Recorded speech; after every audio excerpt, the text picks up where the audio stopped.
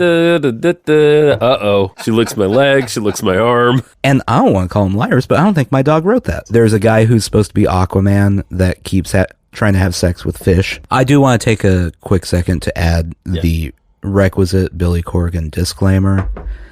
Billy Corgan does believe in reptilian human beings. The views of Billy Corgan do not represent the views of this podcast. Correct.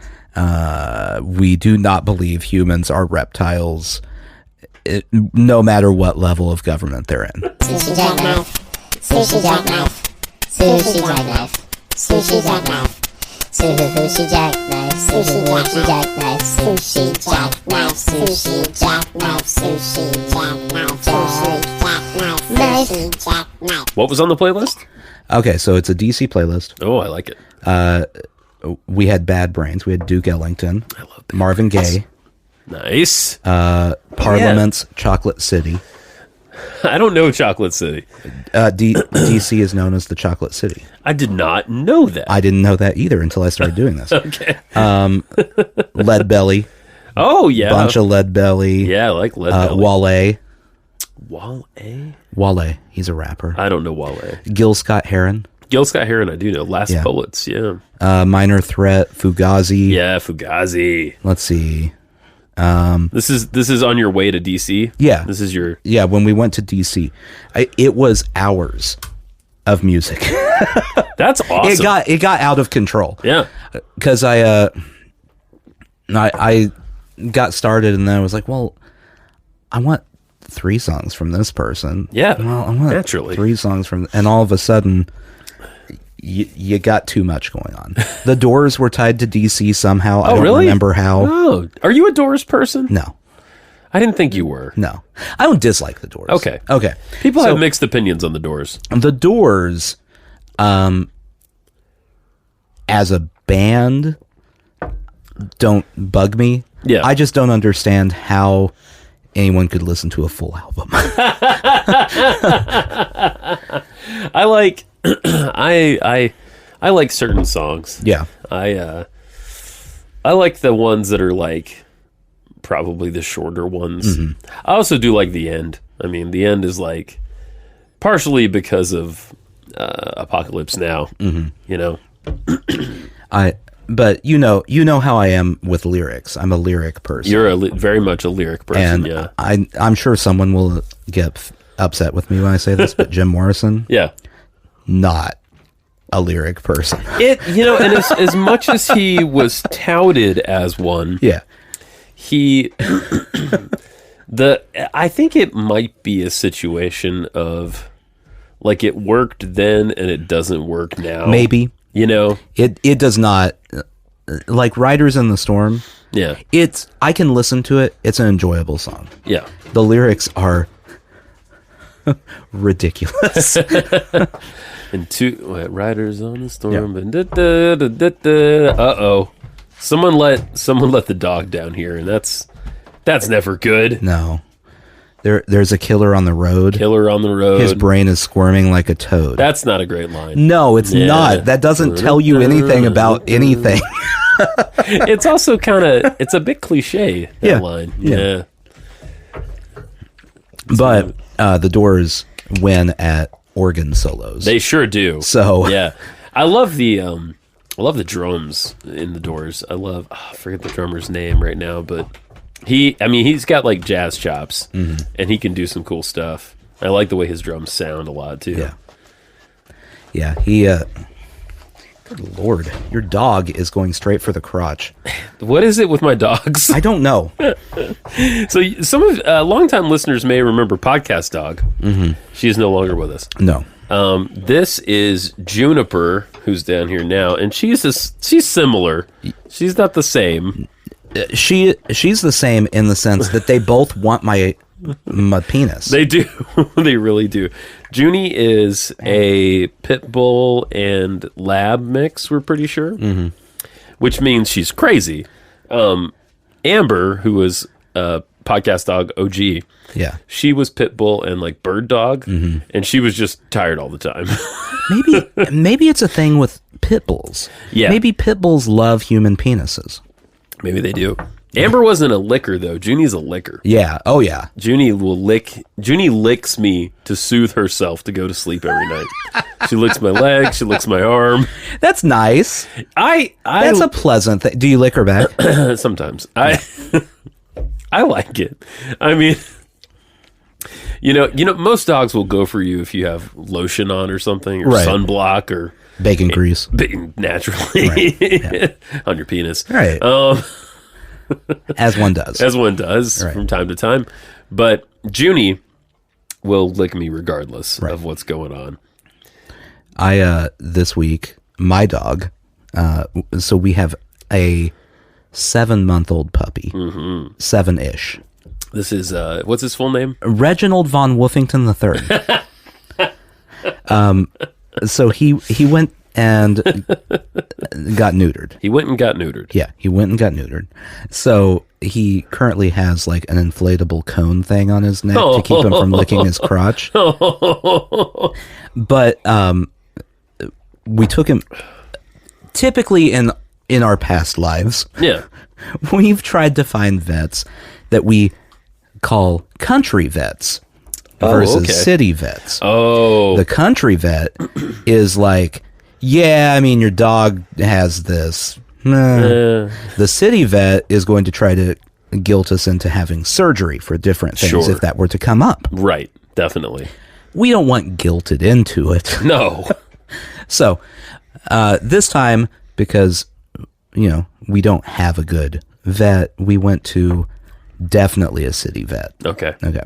So Reggie, we call him Reggie because Reginald von Woofington III is a mouthful. Bit of a mouthful. Every time, yeah. Came home, and they had sent a letter. Oh. It had a picture of him Okay. laying there resting after surgery. Oh, okay. It was titled "My Big Day" Oh. by Reginald von Woofington III Badly. This thing, this is the ultimate city vet move right here. My what day? What is My it? big day. My big day. This is the ultimate city vet move. Oh my God. They sent this. It's written in first person Oh, fuck me. about, I went to the vet today. I received a blah, blah, blah, also known as neutering. And it's multiple paragraphs going through the whole visit. Oh my God. And I don't want to call them liars, but I don't think my dog wrote that. Are you comfortable saying which vet it was? Just I just can't think of the name of it right now, but it's definitely, if anything comes up, we're gonna get guilted for sure. Oh, yeah. For sure. that I've never encountered. I've never encountered that. It's That's man. That was some next level stuff right there. Oh, dude. We took, so what was it, Nashville Emergency Vet something? It's on Sidco Drive. Mm-hmm. That's where we took our dogs when shit goes real wrong. Oh yeah, no, I've been there. Yeah. They're great. But so Jacob, our Sheltie, he had like a tumor, and nobody found it for a long time. Right. It was like really small, but then we had it taken out, and then he just like never like fully recovered. Right. So we put him down. We put him down there. Amber, we put her down there too. She ended up having a giant tumor in her stomach, like inoperable. So they're like our place where we like put dogs down. Yeah, it sucks. There's a lot of that going there. Yeah. So our other dog, Charlie, is oh man, I'm gonna get the age wrong. 13. Yeah, she's a Year-old very dachshund. old. She's a very old dog. Yeah. Yeah. And Junie's a talker too. I don't know what that means. Give me your balls. I'm not sure I'm comfortable with that noise while you're June, come here. near my testicles. So Charlie had back issues. Yeah. It was a pinched nerve in her spine. Ugh. And so at one point she just was completely paralyzed because the nerve was pinched. Oh, right. Yeah, I remember So this. we took her over there. Have you ever seen the rehabilitation area they have over there? No. We didn't use it Okay. because it wouldn't have helped. Yeah. She couldn't walk. So, Sure. you know. But they have like an underwater, not underwater, but like in water treadmill Oh, wow. for dogs Like to physical therapy? Yeah, it's like a physical therapy tub for dogs in this place. Wow. And so, yeah, they were saying like you can get the surgery, and if she's having trouble walking, you can come back for physical therapy in this tub. Wow. That blows my mind. That's city vet right there. It is, man. Country vet is just take them for a walk. Yeah. It's, if they can't do it, don't take them for a walk. What do you think? I mean, like, this is a change that I feel like has only come in the last, I don't know, 40, 30 years, maybe. The dogs, cats too. But I don't have a cat, so I don't think about cats as much. But, like, definitely dogs are getting this level of care and attention in our society. Yeah. And I'm not saying there's anything wrong with it. I'm just saying, like, wow, like, it's changed. Oh, yeah. Because, like, I mean, even in my childhood, if we had a dog that was, like, really sick, I mean, like, it got shot in the head. Right. And that was it. You know? You old yellered that dog. Yeah. I mean, thank God I never had to do it because I'm too soft. Yeah. I'm way too soft to do it. Yeah, no, I'm not going to do that. I'll hire a professional to murder my dog for me. Someone to kill your dog for me. I was thinking about this yesterday when he got back from surgery. Yeah. So PETA's always pushing for spaying and neutering, right? Of course, yeah. Doesn't it seem like something PETA should actually be against? In a weird way. It's a very confusing one because you are mutilating the dogs slightly. Sure. It's a slight mutilation. Yeah. And obviously you don't want too many stray dogs. Right. But you would think PETA would be like, no, leave the dog's balls alone. Don't touch them. It sounds like at least for now they see the greater goal. Yeah. Which is like there's too many stray dogs anyway. They're just so over the top with everything else. That's true. Yeah. That you would think there would be marches to save our dog's balls. That would be the most ridiculous protest sign ever. Save Pooch's balls. Those balls are his, not yours. You know, after a dog gets neutered, like on a bigger dog, you can kind of see it. Like they still have a sack, but there's just nothing in there. Yeah. It's kind of sad. I've never had a male dog. Like growing up, I never had a male dog. Yeah. Reggie's your first male dog? Yeah. Oh. This is a new experience for me. I gotcha, man. They're fun. They're good dogs. Yeah. It doesn't really matter. I mean, I can't have a whole litter of them. No. The Von Woofington Clan line ends here. There is no fourth. I was thinking about this the other day. You know, like dogs don't really have like gender. Mm-hmm. Like a dog is a dog is a dog is a dog. There are breed differences, and I do see different personalities in different dogs to some degree. I mean, none of them are going to be doing calculus. But you don't know that. But give him time. Reggie's still a puppy. After he comes out of his, like, you know, his chemical haze of being neutered. He was writing a series of short stories yesterday. So. Okay, all right. My big day. These guys took my balls. Oh. Yeah.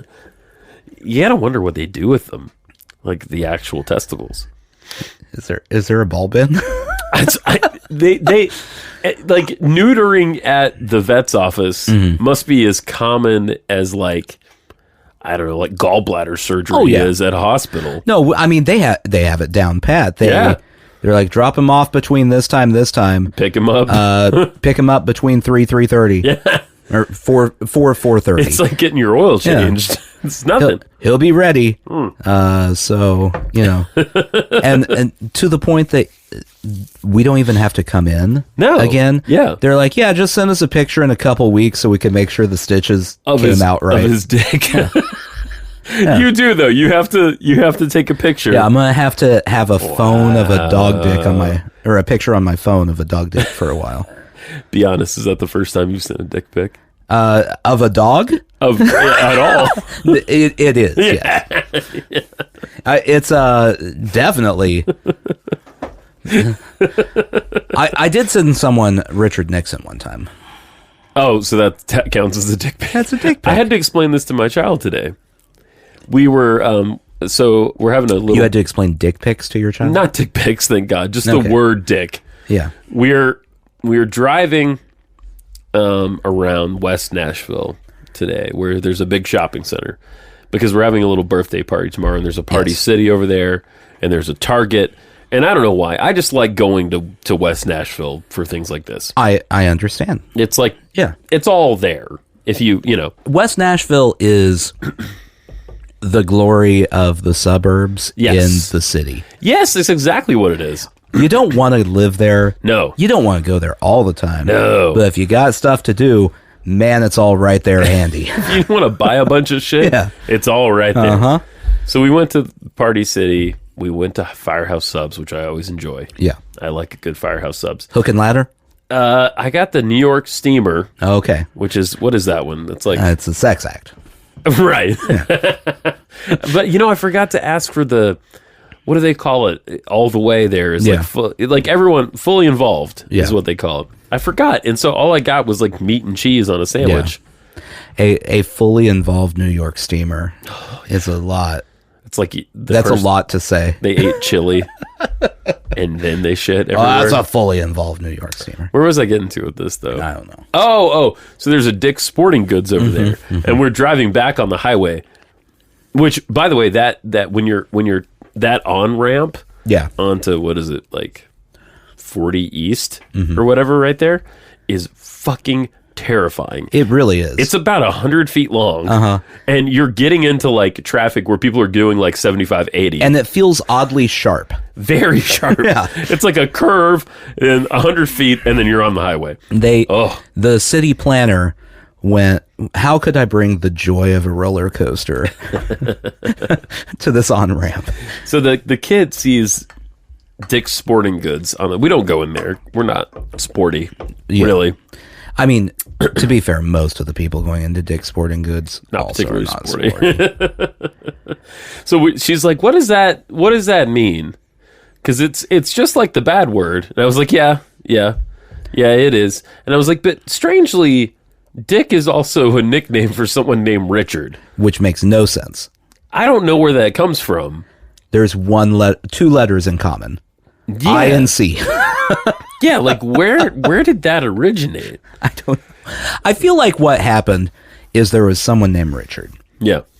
And he was a real dick. Yeah, that's what I thought too. It's like... And so people kept calling him that. Yeah. To such an extent that it became his nickname, and everyone just thought it was short for Richard for the rest of time. Naturally. Well, also, though, I was just thinking about how a private eye used to be called a private dick. Yeah. Like, what the fuck? In the 20s and 30s, they were just playing around with the word dick, trying to figure out what the best use of it was. They wanted to work it in places. Yeah. Like, just start throwing it in. Actually, that's private investigators being called private dicks. That's just people who hate law enforcement. Yeah. Yeah. Right. I have read some of those. You have too, I think. What? Some of those like Raymond Chandler novels. I like them. The Philip Marlowe. Yeah. And the cops do hate him. Yeah. Boy, they hate him. Mm-hmm.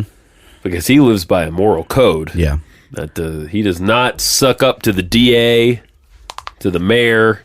It is amazing in books and movies of that era how little regard they had for actual law enforcement. That's true. It's always like, I'm working outside the system because the system's broken. And then all of a sudden in society, it's like NYPD Blue. The cops are the good guys. Yeah. It goes through phases. Yeah. You know, it goes through phases, I guess. I mean, I don't know. Like, you think about, yeah. No, you're absolutely right. But it's like the same thing as what superheroes do. Superheroes have their own moral code. Yeah. And they're all vigilantes. That's true. Essentially. Yeah. You know I'm not a superhero person. No, yes, I do. But have you ever watched The Boys? Oh, I heard it's really good. It is fantastic. Yeah. It's on Prime, right? Yeah. Yeah. But that's my new favorite trend in superhero stuff, is that superheroes are all just douches. That's the whole show. That's great. They're all terrible people. It seemed like, to me, it was based on, and my apologies for what's about to happen. Mm-hmm. It seemed like it was based on, to me, a little bit on Watchmen, which is this comic that came out a long time ago. I guess, I don't know if it originally came out as a series or if it was always a graphic novel. Maybe it was always a graphic novel. Written by Alan Moore, same guy that wrote V for Vendetta. Mm-hmm. He also wrote this revered run of Swamp Thing, which I love. He's a legitimate crazy person. He's a British dude with long hair and long beard, and he hates everything. That sounds right. You would probably like him, actually. Yeah, he sounds like a hoot. Yeah.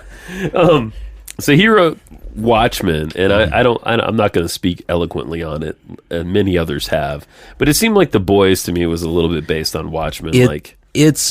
So I know a little bit about Watchmen. Yeah. It's sort of like that, but mix in basically stand-in superheroes. Okay. Like the worst one of them is Captain America. I mean, that's not who he is. He's like Captain Homelander. America. Oh my God, his name is Homelander? Yeah, but he's clearly supposed to be Captain America. That's awesome. There's a guy who's supposed to be Aquaman that keeps trying to have sex with fish. And octopus and all sorts of fun things. Octopi. Yeah. I heard the other day that octopuses and octopi are both correct. Really? I was in a library at a children's field trip, and for some reason this came up. But the librarian said that they are both correct. Is that a thing where they were only octopi was correct? And then so many people messed it up that they're like, both are fine. Whatever. Octopuses, whatever. Just call it. Yeah, call it what it is. Two octopus. Just call it that. Yeah. Whatever you want. I think it's anything goes at this point. Anything in the sea, it's a wild, wild west down there. You're right, man. You're right. Anything in the sea, who cares? Yeah. So there's the Aquaman character that really likes having sex with fish. And then there's a character named A-Train that's the Flash. Okay. He's just very fast. Okay. And the whole...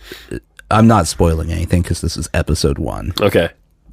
The whole conflict of the show starts because he's running so fast that the main character is talking to his girlfriend, and he runs through the girlfriend and she explodes.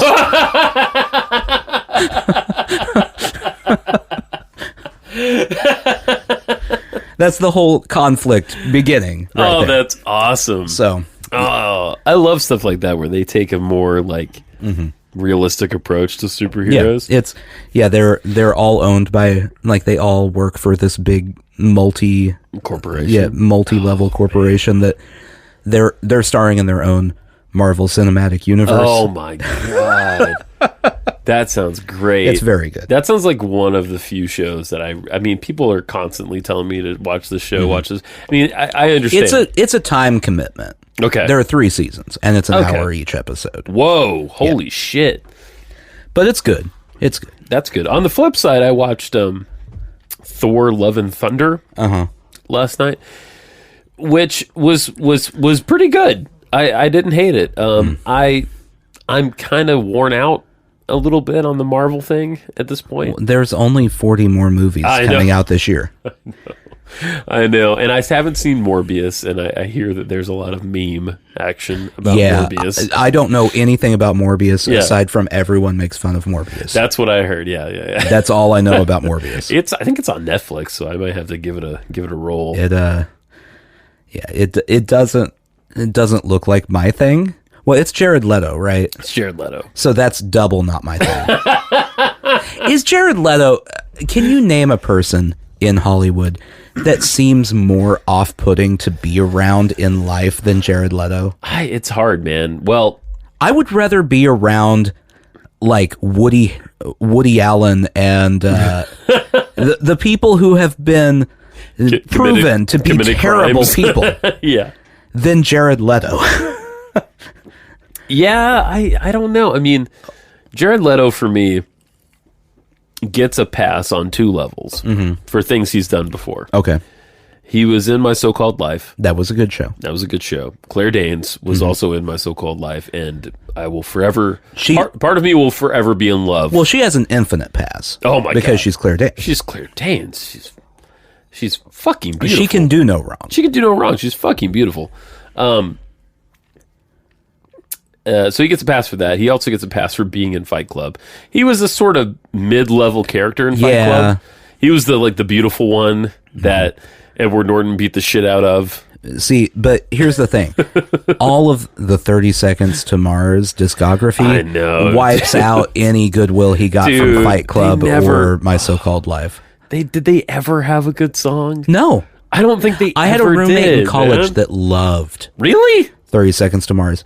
And I've come to realize as I've gotten older, he's the only person who loves 30 Seconds to Mars. You know what? I'll give him this. It's a great band name.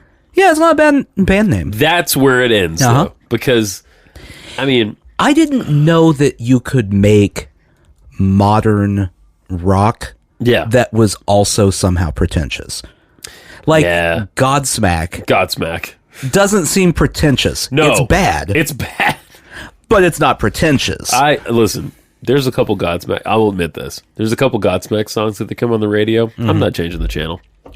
I mean, I usually, if they have come on the radio, don't change the channel because it doesn't offend me. It's just there. It's like background music. It's elevator music with heavily distorted guitars. It's like Metallica, but slower. Right. Yeah. But 30 Seconds to Mars, it's just unbearable. It's bad, dude. Dude. You take the pretension of Tom DeLonge with Angels and Airwaves' first album. Yeah. And stretch that out through a whole career, but with worse music. That sounds about right. Oh, speaking of music, have we talked about the last concert I went to? No. All right. You couldn't go. You were out of town. Originally, the plan was my wife and I to go, but then she had to fuck off to the Middle East. I'm not joking. That really happened. So I ended up going with our friend Brandon, who is our mutual concert friend. Right. Like, Brandon is the guy... Brandon will go to any concert. He goes to so many concerts. And I love him for it. Yeah. And, I mean, he used to have a website where he reviewed records. The dude in his house has an incredible CD and vinyl collection. He has a Instagram account where he just goes through daily showing a new album. Is that, yes, he does. Yes, he does. What is that, by the way? We should give that out. Brandon CDs, isn't it? I think it's Brandon CDs, yeah. We need to have Brandon on the show. We really do. Actually, he would be a perfect... We have, as longtime listeners, though, we rarely have a guest. We have Roy. We've had Adam. I think Brandon was at our live stuff. Yeah. He's been at some of our live things. Yeah. But we don't have a lot of guests. Yeah, it's Brandon CDs. Okay, on Instagram. And, I mean, it's all over the place. We got Blitzen Trapper on here. Oh, nice. An Autumn for Crippled Children. Oh. The Go Team. The Go Team. He is legend. Like, it's every genre you could possibly think of that he has covered. He's got a great taste. So he ended up going with me to this show last 2 Mondays ago. Right.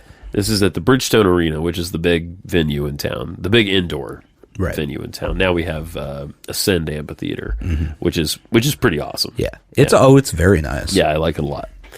So Bridgestone is like where the Predators play hockey.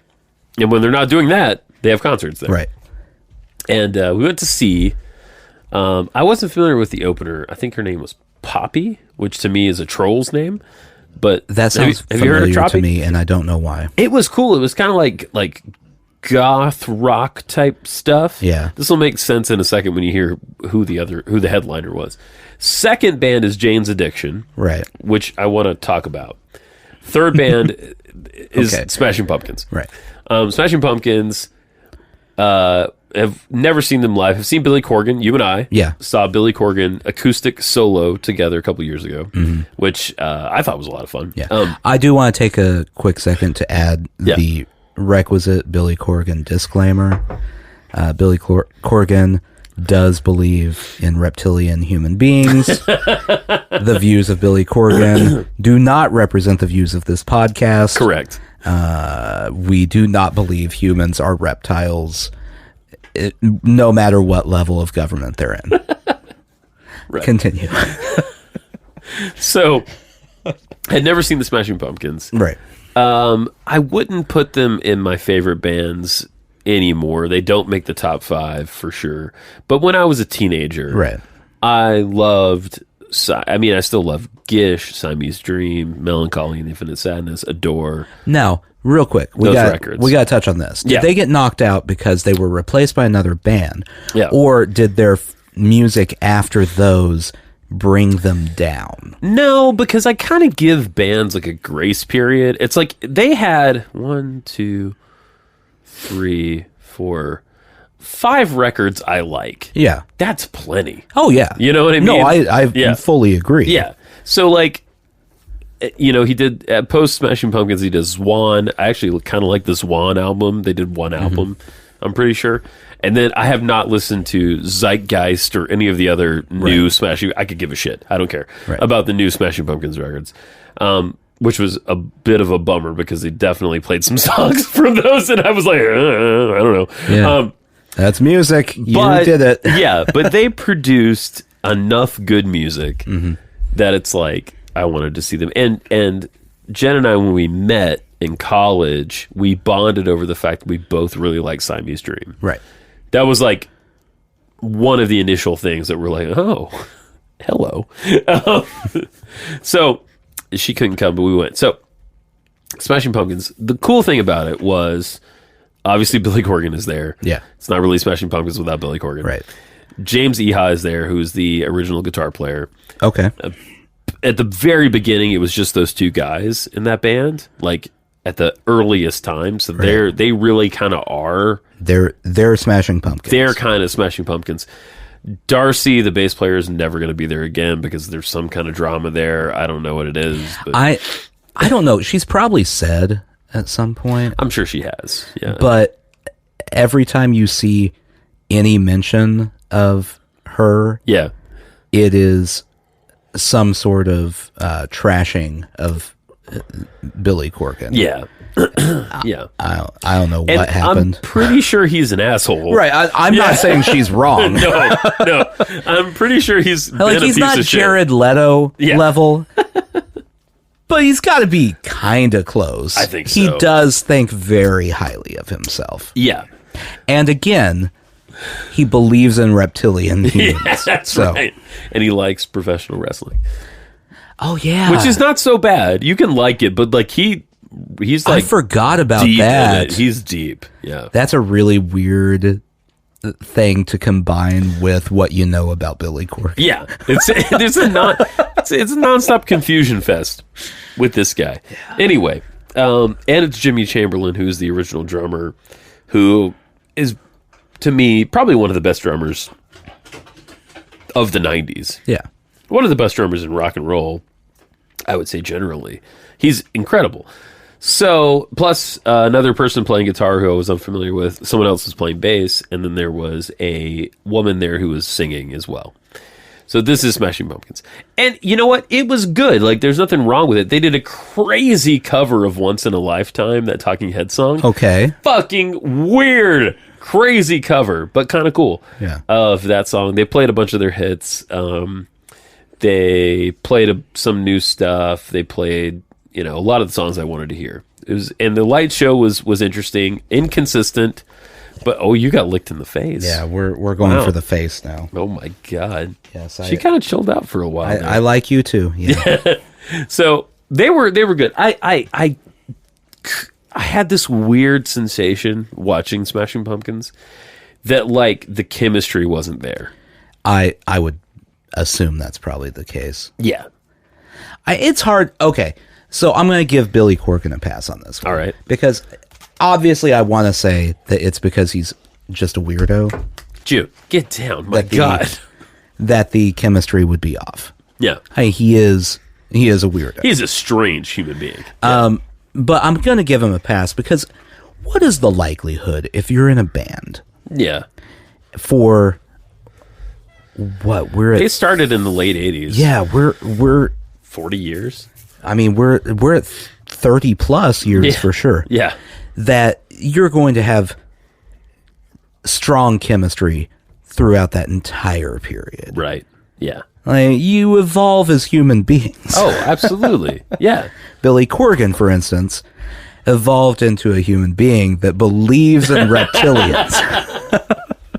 And James was always kind of like one of my favorite parts of that band.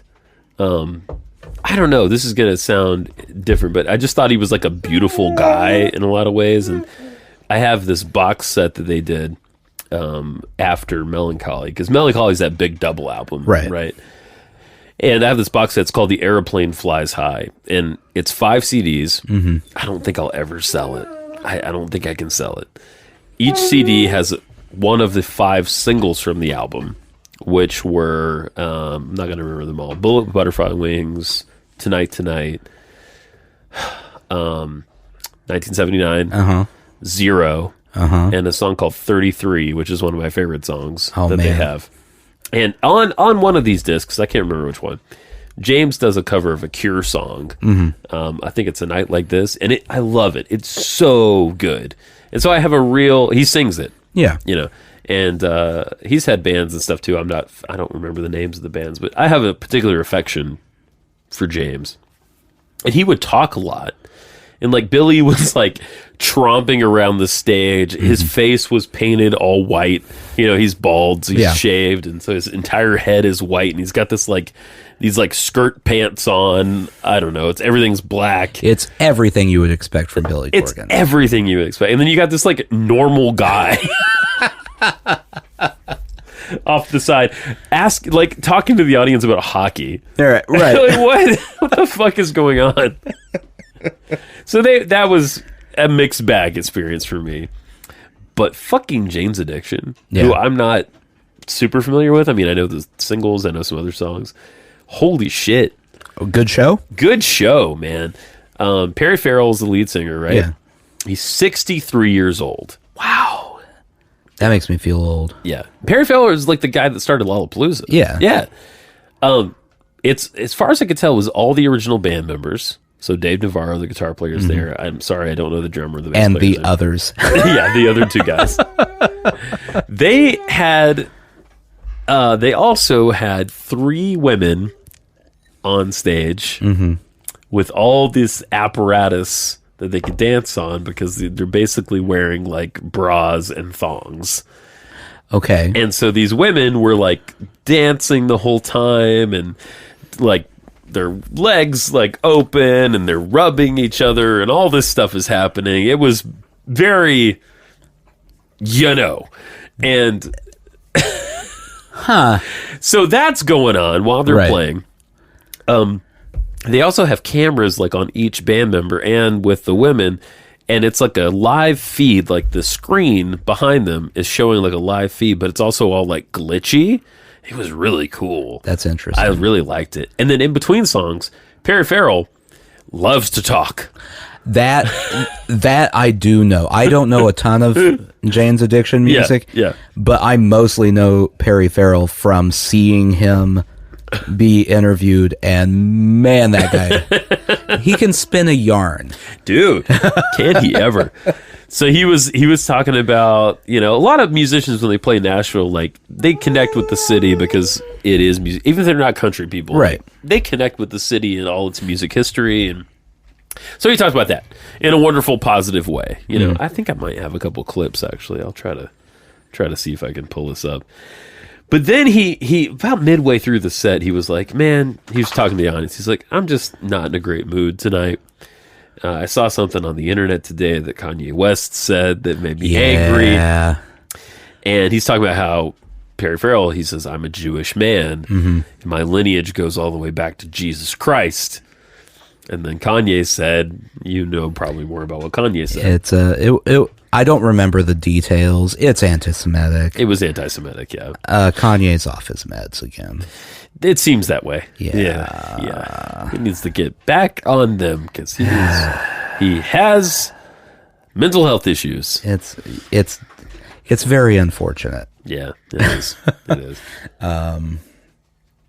Yeah, I was having this conversation. We're going on a quick Kanye tangent. That's here. fine. But June, my God. So obviously do not support anything Kanye West says at this point. Right. His first 5 albums are still phenomenal albums. Oh yeah. It's almost like in my mind they're 2 separate Kanyes. Okay. Because after My Beautiful Dark Twisted Fantasy. Yeah. It's like the mental illness fully took over. Okay. Yeah. And not making excuses for him. No. He's made choices that have led him to this point. But, you get all the Kanye jokes. And at this point, it's not funny anymore. It's just sad. No, yeah, it's sad. Like, you're just kind of waiting for something bad to happen. Yeah. Aside from a PR disaster. Like, so far, all the bad things are PR disasters. You're waiting for something way worse to happen with Kanye. Yeah, it's true. It's very depressing. No, he doesn't look well either. I saw him at a fashion show or something, some picture of him. Well, and I saw an interview with him like probably a month ago that I was like, I mean, he sounds like maybe he's okay, and then immediately afterwards was giving these crazy interviews, like all over the place, and you're like, oh, no, yeah, we're back to that. Okay, yeah, let the ride begin, and then now it's moved into he spouts off things that he hears from. He has famously said he never has read a book. What? He's never read a book. He said that? Yeah, he said he has never read a book. So he's not what you call educated in things that you would need to read a book to be educated in. Most things. Right. Yeah. So he then just hears things people say and just goes with them. Yeah. And he's got all these terrible voices in his ear from the right-wing side because he supported Trump for, 3 minutes one time. Right. And so they're telling him. Yeah, so they tell him things. And I mean, it's just a matter of time. I guarantee you. This is my official prediction. I want this written down. All right. He will spout off white genocide theory in the next year. Yeah. I guarantee you that's where this is headed. Wow, dude. I would bet you anything. Yeah. That's intense. Yeah. And it's, it's like if he wasn't famous and talented and all that, he'd be your garden variety crazy person. Yeah. Like no one would care because no one would listen to him. Yeah. It's just because he's kind of, God, it's this horrible thing where he's so famous. He's one of the most famous people in the world. Yeah. And he also has this horrible affliction, and it's not. Yeah, and you see people making the jokes about, and there's a point with everyone with mental illness where it moves, or not just mental illness, we'll add addiction, anything like that. Sure. Where it moves from, this is funny, right, to, oh, crap, like this is a real, like, another example, Charlie Sheen. When Charlie Sheen was doing his I'm Tiger a god, Blood and Tiger all that Blood. shit. It was funny. Yeah. And then it got to a point where you're like, this isn't really that funny anymore. No. He's going to OD. Yeah. He's going to die. Yeah. He is clearly coked out of his mind. Yeah. This is not good. Yeah. Right. And Kanye, it's a mental illness version of that where it's like, it's not funny anymore. Yeah. Just stop. Gary Busey's in the same Yeah. situation now where it's like he got injured. Yeah. It was a horrible motorcycle accident, Yeah. I think. And he's had brain damage for right. 40 years at this point. Yeah. Right. So he looks just like a crazy person and acts like a crazy person, but like... And like, you can't make excuses for, like, especially Kanye. Yeah. Part of it is a conscious choice. He's made the conscious choice to not be medicated. Yeah. To not surround himself with correct influences. Yeah, with healthy people. Yeah. Yeah, right. So he's made these choices, but oh boy. It's rough stuff. Here's what Perry Farrell sounds like on stage. To a musician, this is like being in paradise. You hear beautiful music, and you have music generated from any place. That's heaven to me. So it's a pleasure to be here in Nashville. I'm hoping I'm bringing a little heaven to you all. And may I say just a quick word about heaven. I forget what it was. That's me last night. And then we play Jane Says. Perry Farrell for sure has a collection of gemstone bracelets, right? Oh, yeah, yeah. Like just yeah. a whole collection of every single thing he can possibly find. Yeah. I realized something about that band that night that because I mean like I say, I hadn't listened to them heavily. One, people were there for Jane's Addiction. Oh, people fair love amount. Jane's Addiction. There were people losing their fucking minds, and it was awesome. He never acknowledged the women either. Like he would kind of stare at them sometimes, but he never talked about it. Right. So it never made it weird, which was kind of nice. Yeah. You know, it's like this is happening. All right. Like they're fine with it, and like we're all just watching it happen, and you know. But their whole aesthetic is very like psychedelic and stuff, and I guess I didn't pick up on that before, but goddamn, the strength of that band, it occurred to me, is how good the drummer is. He's playing these crazy grooves, and he's got a lot of like. It's a solid band all around. Oh, Dave super Navarro's solid. very good. Very good. Yeah, unless you put him in the Red Hot Chili Peppers, and then it's a disaster. Well, because the only person after Hillel Slovak died, the only person that should play guitar for the It makes no Red Hot Chili Peppers sense is to fucking put- John Frusciante. It makes no sense to put Dave Navarro in that band. No, it doesn't. That was the worst decision you could have made. Well, yeah, and I'm sorry I don't know the bass player's name from Jane's Addiction, but he was fantastic too. He actually played the acoustic guitar part. Oh, really? For Jane Says, yeah. Dave didn't play it; it was the other guy. Huh. Yep. Yeah, I feel like the fandom Yeah. of Jane's Addiction, like I'm assuming Jane's Addiction and Smashing Pumpkins were co-headliners. Not really. So Smashing Pumpkins was the headliner. I would think so. Yeah. I feel like the fan base for Jane's Addiction is still kind of a rabid fan base. Yeah. Yeah. And Smashing Pumpkins, it's probably bigger, but it's more casual. It's a waning fan base, I think. Yeah, like it's I do. people who go, yeah, remember them? Yeah. All right. It's also like two. I'm sorry. Were you about to? No. Okay. It was two bands that are very different from each other. Yeah. And this has happened to me twice now.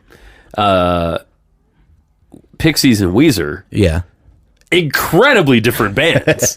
I mean, my God, Pixies is one of the like darkest bands ever in some ways, and Weezer is all fucking cocaine and sunshine. Yeah. The same kind of vibe with Smashing Pumpkins and Jane's Addiction. Jane's Addiction is like very life embracing feeling.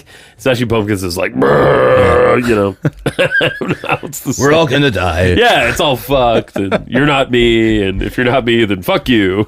Yeah, it's a weird pair. I want to know on tours like this. Yeah. the thought process that goes into it, or do they just go, both of these people draw? I think so, man. It's like, all right, we're gonna do a tour where it's Alice in Chains and the Dave Matthews Band. You know what? I don't love either of those bands, but if they went on tour together, there is a small chance I would be interested in going. And the opener is, oh man, Always. It's just such a weird choice. I'm assuming Jane's Addiction is probably not big enough to fill in a full arena. I don't think on their own Bridgestone, as a headliner. No, they could play like. I mean, they'd obviously sell out the Ryman. They could sell at the Ryman, totally. Yeah. But put them with Smashing Pumpkins, they get the full arena. Right. And they played for about 45 minutes. Yeah. Smashing Pumpkins played for about 2 fucking hours. Wow, really? It was long. I was ready for it to be over. That's too much. Yeah. That's too much for any band. Even Any if band. you love the band, I don't want 2 hours of any music from one artist. Right. And this Pumpkins thing kind of felt like a victory lap, maybe. Yeah. Like you maybe think? this is it. Yeah. You know, I mean, which is fine. Yeah. You know, I don't know. Whatever. It is what it is. It is what it is. Yeah, 2 hours. It's a long. I'm trying to think if there's anyone I would listen to for 2 hours straight. It's tough. Recorded or in concert. Yeah. Yeah. I don't think there is. You go to like a symphony or something, maybe. No. But then you're sitting down. No. Yeah, 2 hours of a symphony? 2 hours That's is a a lot. long time. It's a lot. I mean, is there an intermission at the symphony? Yeah, sometimes. Yeah. I'll take 2 hours of a symphony with an intermission. Like a 15, 20 minute. Yeah. Long Give me a enough to break. get a drink. And Right. Use the bathroom. Not just sit there and go, all right, well, yeah, it's still Tchaikovsky. So.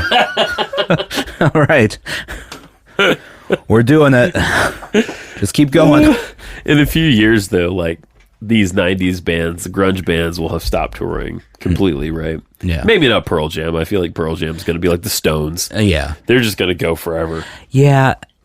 They really are kind of the next. I always thought Aerosmith was the next Stones. Yeah. And yeah. then they had their falling out. Right. And so no one really, I mean, that's not going to happen. They're No. not going to be the Rolling Stones. No.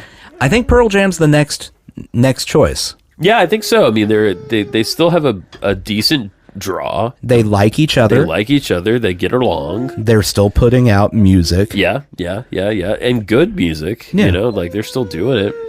And yeah, Junie, who would you like to see live?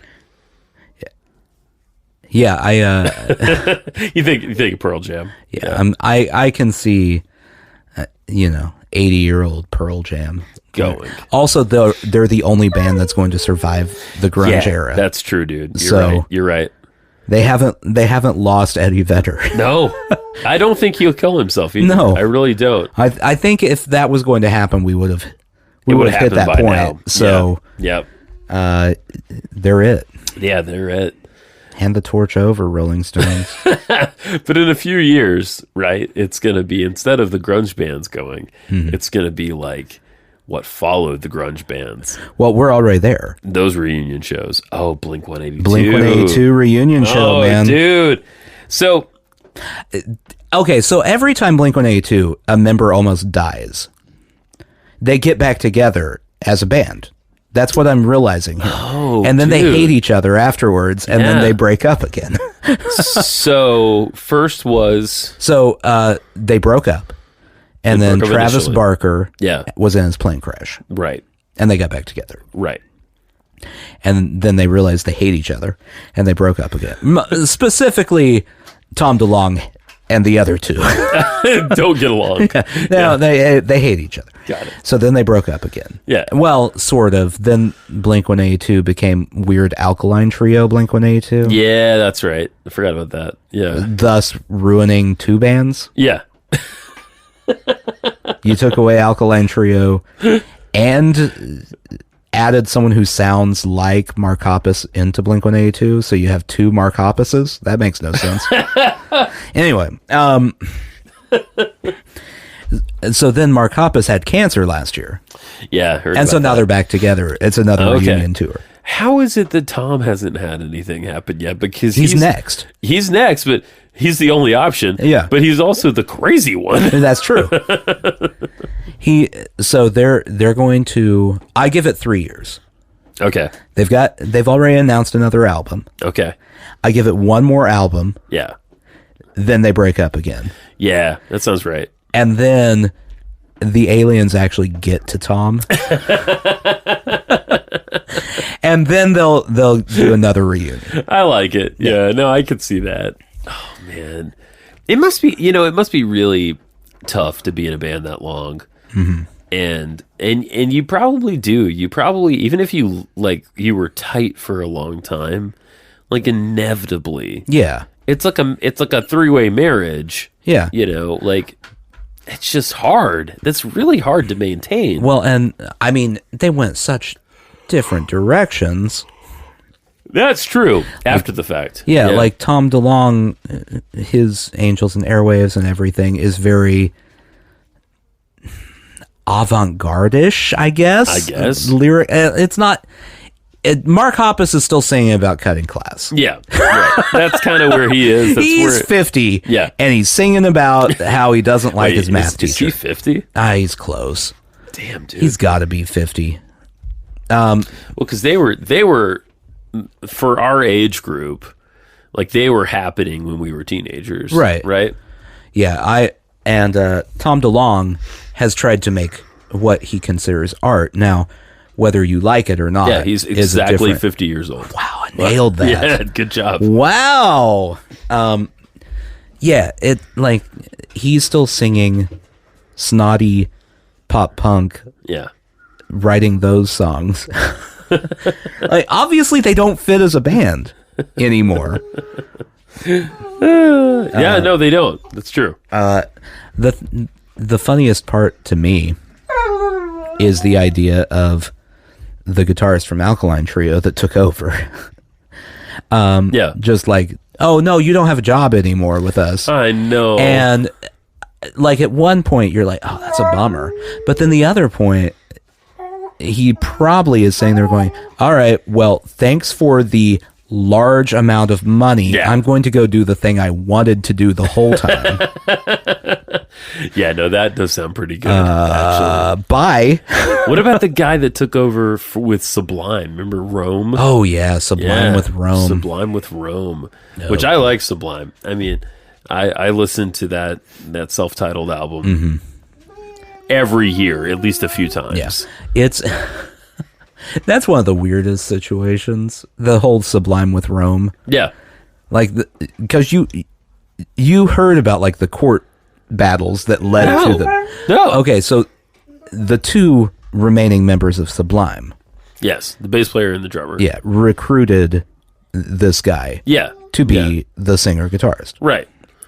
and they were just sublime. And I don't know any of the band members' names, but the family of the Bradley Noel. Yeah. the guy that died. his estate was like, no. Yeah.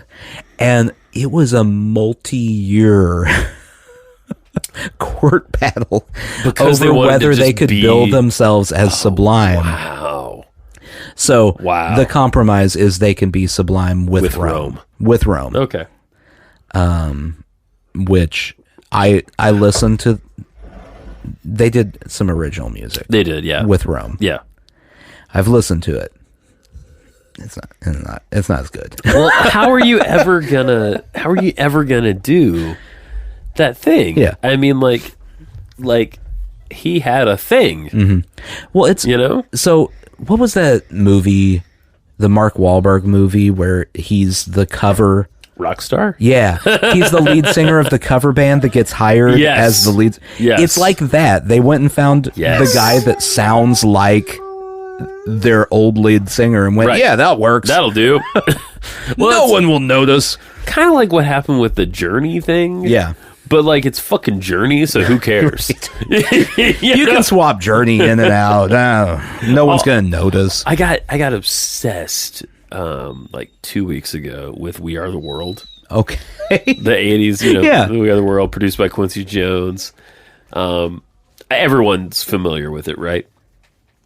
But I sort of forgot that Steve Perry from Journey is in there because of course he was. Yeah, for the time everyone period was in there. Yeah, for the time period, it's like you got him, you got Cyndi Lauper, you got Springsteen. These are all people of the time. You got Hall and Oates. My favorite is Bob Dylan, who just looks wildly disinterested in being there.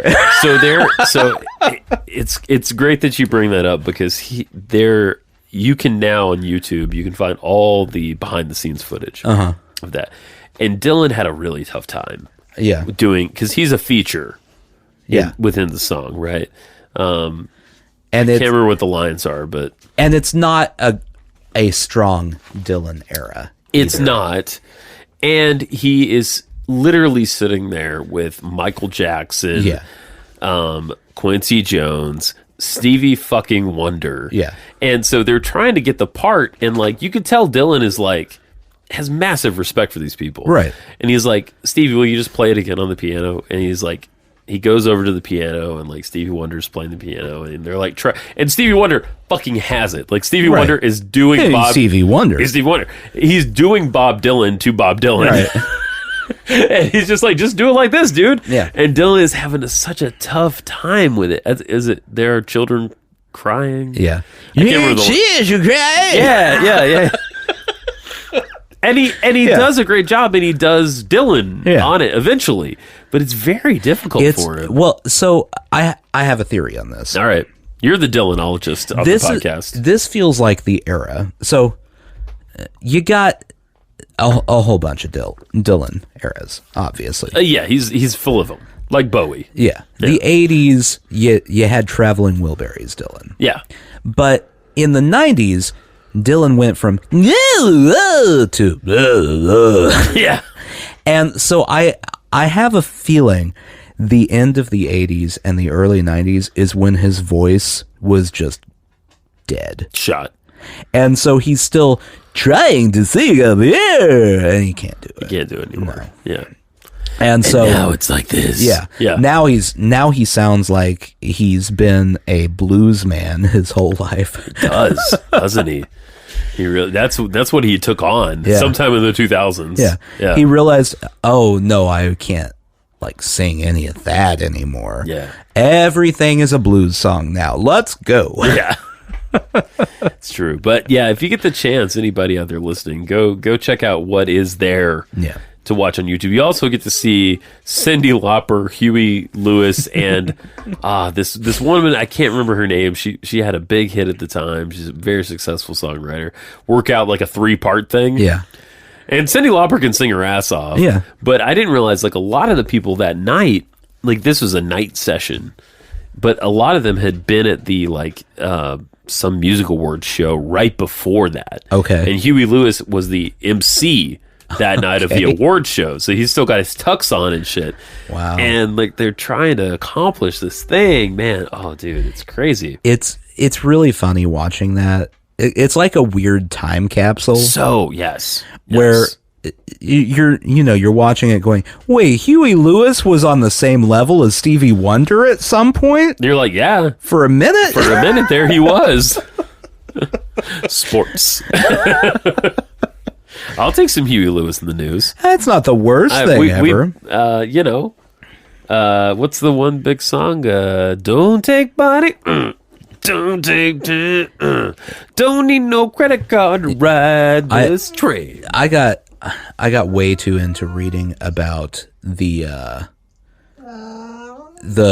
whole Huey Lewis new drug. Oh yeah, I want a new drug. And Ghostbusters. Oh yeah, because it's the fucking Ghostbusters song. Yeah. Like I want to know how much money Huey Lewis has made off that Ghostbusters song. So did he end up getting a credit? Yeah. Oh. Yeah. Wow. So. Wow. Well, and then the whole original thing was they wanted Huey Lewis to write a song for Ghostbusters. Oh, okay. And he said no. Why? And so they got Ray Parker Jr. to write the Ghostbusters theme song and went, we want something kind of like New Drug. And he went, what if I did exactly that? But I just add. It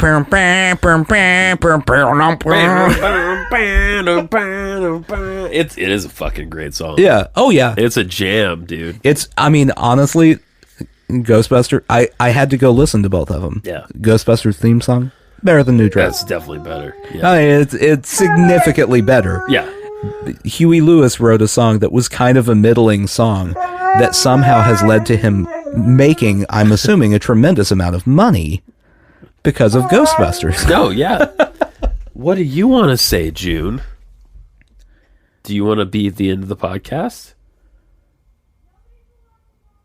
She's staring at me with just these blank eyes right now. You put her on the spot. She wasn't prepared. There it is. Can you say sushi jackknife? No, because I want to talk about more Huey Lewis shit. That's all anyone. Close enough. Sushi jackknife.